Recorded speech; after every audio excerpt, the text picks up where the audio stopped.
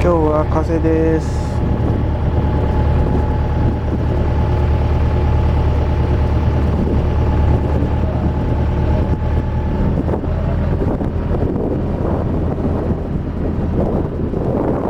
朝食です。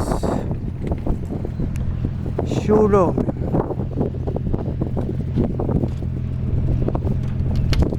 今日はストーブがあります。8時40分。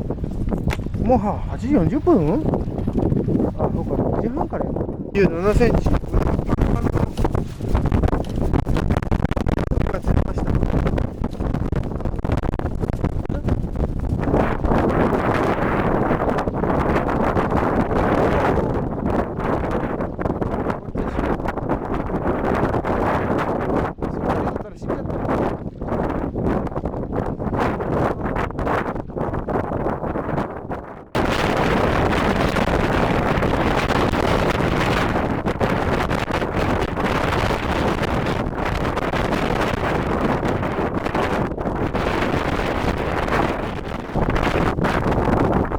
釣れるのはタナゴ。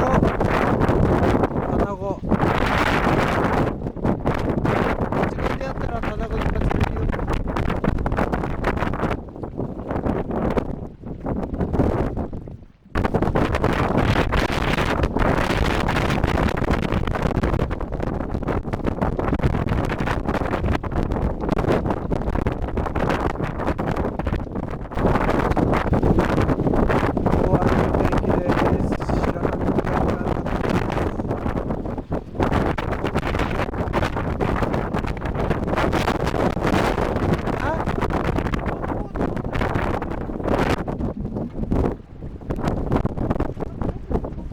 ねえ。